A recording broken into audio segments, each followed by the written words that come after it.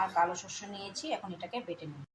পুঁই ডাঁটা আর পুঁই পাতাগুলোকে আলুগুলোকে ভালো করে ধুয়ে নিয়েছি। এবার ঝাল হিসাব করে কাঁচা লঙ্কা দিয়ে দিলাম। এবার দিয়ে দিচ্ছি শস্য বাটাটা, দিয়ে দিলাম এবার স্বাদ মতো লবণ, হলুদের গুঁড়ো, কাশ্মীরি লঙ্কার গুঁড়ো আধা চামচ দিয়ে সর্ষে তেল দিয়ে দিলাম। দিয়ে এবার ভালো করে মেখে নেব। কড়াইটা বসিয়ে দিলাম। কড়াইয়ের মধ্যে এক্সট্রা কোনো তেল দিব না, আমি যেটা মেখে রেখেছিলাম সেটাই আমি সবজিগুলো দিয়ে এবার ঢাকা দিয়ে দেখো গ্যাসের স্টিমটা একেবারে লোতে রেখে দিলাম।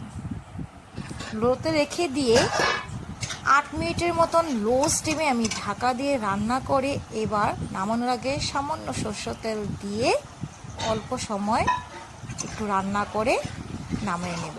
তো যদি আমার এই রেসিপিটা ভালো লেগে থাকে তো অবশ্যই আমাকে ফলো করে আমার পাশে থেকো, লাইক করো, কমেন্ট করো, শেয়ার করো। বাই বাই বন্ধুরা।